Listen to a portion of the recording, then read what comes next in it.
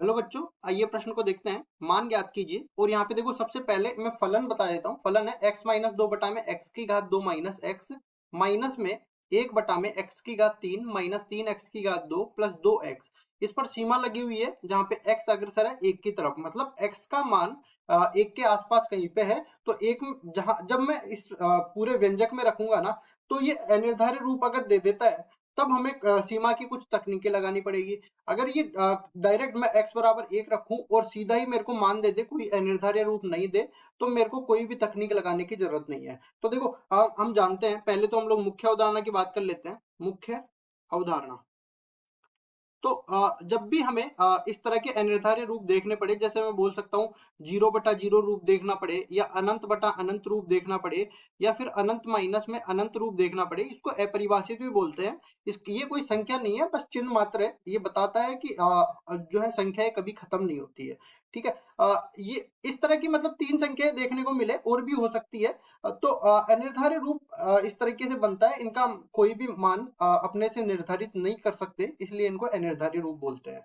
अब देखो व्यंजक में चलते हैं, और इसमें सबसे पहली चीज मेरे को क्या दिख रही है, x माइनस एक बनता हुआ दिख रहा है। तो गुणनखंड विधि से हम लोग इस सीमा को आगे सरल करेंगे। गुणनखंड विधि में क्या होता है, ऊपर मतलब अंश और हर में जो गुणनखंड बनता है, वो जब सीमा अपने पास x एक पर अग्रसर होती है, तो मतलब मेरे को x माइनस एक का गुणनखंड काट देना है।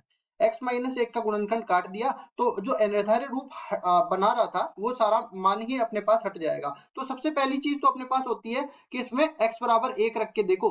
तो इसमें एक x बराबर एक रखे देखें ना, तो ये बनता है एक माइनस में दो बटा में यहाँ पे कितना बनता है एक की घात दो, एक के बराबर नीचे अपने पास एक बन जाएगा। इसी तरह इधर देखो एक माइनस में एक बटा में एक माइनस तीन प्लस दो बन जाएगा। मतलब कुल मिला के ये एक बटा जीरो, ये माइनस एक बटा जीरो बन रहा है, जिसको मैं अनंत मतलब अनंत कह सकता हूँ। वैसे माइनस अनंत चला जाएगा, लेकिन चिन्ह है तो कोई फर्क नहीं पड़ेगा।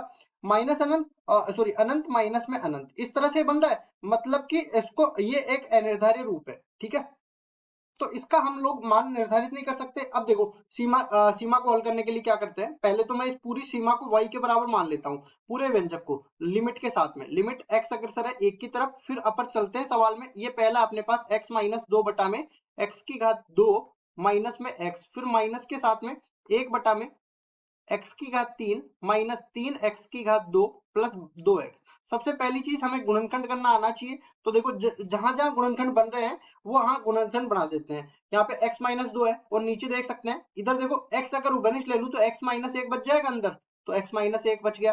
फिर देखो यहाँ पे माइनस में ये क्या बनेगा एक बटा में, यहाँ पे देखो x तो उभयनिष्ठ आ जाएगा, फिर अंदर क्या बचेगा x की घात दो माइनस में तीन एक्स प्लस दो, ये बन गया। अब इसका भी हमें गुणनखंड बनाना आना चाहिए। बाहर अपने पास सीमा लगी हुई है, लिमिट x अग्रसर है एक की तरफ, और ये पूरा व्यंजक हमने y के बराबर माना है। अब देखो यहाँ पे इसका गुणनखंड मैं करूंगा ना, तो हम लोग जानते हैं कि बीच वाले जो x का गुणांक है ना, उसके ऐसे टुकड़े करेंगे जोड़ने घटाने पर माइनस तीन मिल जाए और गुणा करने पर अपने पास दो मिल जाए। तो माइनस दो और माइनस एक टुकड़े हो जाएंगे। तो इसको देखो गुणनखंडित कर देते हैं पहले। तो y बराबर में अपने पास क्या बन जाएगा, लिमिट x अग्रसर है एक की तरफ, और ये बनेगा अपने पास x माइनस दो बटा में x गुणा में x माइनस एक, ये बन गया।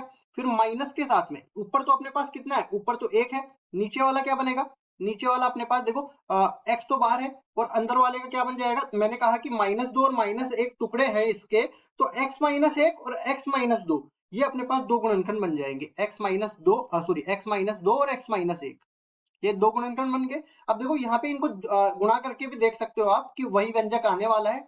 ठीक है। इस तरह से आपको गुणनखंड करना आना चाहिए। अब इसमें जो उभयनिष्ठ गुणनखंड है ना, उनको तो हम लोग बाहर निकाल लेते हैं, क्योंकि हमारी जो है गणना करना आसान हो जाएगा। तो लिमिट x अग्रसर है एक की तरफ, इनको बाहर निकाला मैंने, एक बटा में x गुणा में x माइनस एक को मैंने बाहर निकाल लिया। अब देखो इधर तो अपने पास x माइनस दो बच गया, फिर माइनस में एक इधर अपने पास एक बटा में x माइनस दो बच गया।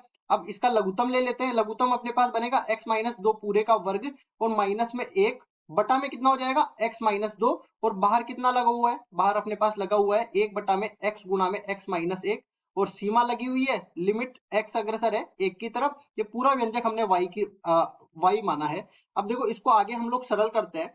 तो इससे आगे हमारे पास क्या आने वाला है, इसको खोलते हैं, इसमें सर्व समीकरण लगाएंगे। ये क्या बनेगा, एक्स स्क्वायर माइनस में चार एक्स प्लस में चार माइनस में तीन, सॉरी माइनस तीन नहीं माइनस में एक, माइनस एक है ये, -1 बन जाएगा और नीचे अपने पास ये पूरा अपने पास मान नीचे आ जाएगा x गुणा में x-1 गुणा में x-2। ये आ गया पूरा। अब देखो इस पूरे में अपने पास लिमिट x अग्रसर है 1, ये अपने पास सीमा लगी हुई है y बराबर में। ठीक है, अब इसके बाद देखिए ऊपर वाला व्यंजक अपने पास क्या बन गया, y बराबर में, इस पूरे को ही मैं लिख रहा हूं एक बार, तो y बराबर में ये अपने पास मिलेगा लिमिट x अग्रसर है 1 की तरफ, और ये अपने पास बन जाएगा x² माइनस में 3x, सॉरी माइनस में 4x, माइनस में 4x प्लस 3 बनेगा।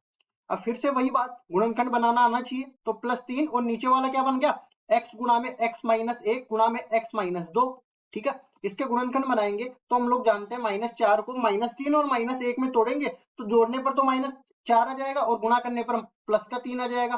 तो देखो इसको फिर आगे हल कर लेते हैं, तो ये बनेगा y बराबर में लिमिट x अग्रसर है 1 की तरफ, और ऊपर वाला तो क्या बन जाएगा, देखो -3 और -1 बोला ना, तो वैसे ही करूंगा मैं x-1 और x-3, तो ऊपर तो क्या बन जाएगा x-1 गुणा में x-3, और नीचे वाला क्या बन जाएगा x गुणा में x-1 गुणा में x-2। अब जो कटने वाला है उसको काट देते हैं, और देखो वैसे मैंने पहले ही बता दिया था कि अनिर्धारीय रूप बनाने वाला पद केवल x-1 होता है, जो कि कट गया। अब देखो जो बच गया उसमें हम लोग अगर अनिर्धारीय रूप नहीं बन रहा है तो x का मान सीधा रख देते हैं, तो y बराबर में अपने पास क्या बन जाएगा 1-3 बटा में 1 गुणा में 1-2। अब देखो ऊपर तो अपने पास कितना बन गया -2, और नीचे अपने पास 1 गुणा में -1 बच गया, जो कि कुल मिला के y का मान 2 बना देगा। ठीक है, इस तरह से ये पूरा जो व्यंजक है ना लिमिट के साथ में, इस पूरे व्यंजक का मान अपने पास आ जाएगा 2 के बराबर। और यहाँ पे अपने पास देखो अनिर्धारीय रूप आ रहा था, मतलब कि इस तरह अनिर्धारित रूप का मतलब ये होता है कि इसका मान कुछ भी हो सकता है, लेकिन लिमिट को सरल करने के बाद। वैसे ये तकनीकें अपने पास लगाने, गुणनखंड में x-1 ये यहाँ पे देखिए, अगर x का मान सीधा ही एक होता ना, यहाँ पे 1 के आसपास है, सीधा 1 होता तो मैं इसको काट नहीं सकता, क्योंकि 0/0 रूप मतलब अनिर्धारित रूप बन रखा होता, लेकिन आसपास में है तो इसको मैं काट सकता हूँ। ठीक है, जैसे मैं बोलूं कि 2.53 या फिर 2.9999, ठीक है, मतलब 3 के आसपास जा रहा है, और नीचे भी अपने पास मान लो 2.33399 है, तो इसको मैं आपस में काट देता हूँ। मैं मान के चलता हूँ कि ये लगभग संख्या आपस में बराबर है। ठीक है, इस तरह से समझ में आ रही है बात। तो अपने पास लिमिट का मान आ गया y बराबर 2, यही अपना उत्तर है। आशा करता हूँ ये सवाल आपको समझ में आया होगा। धन्यवाद।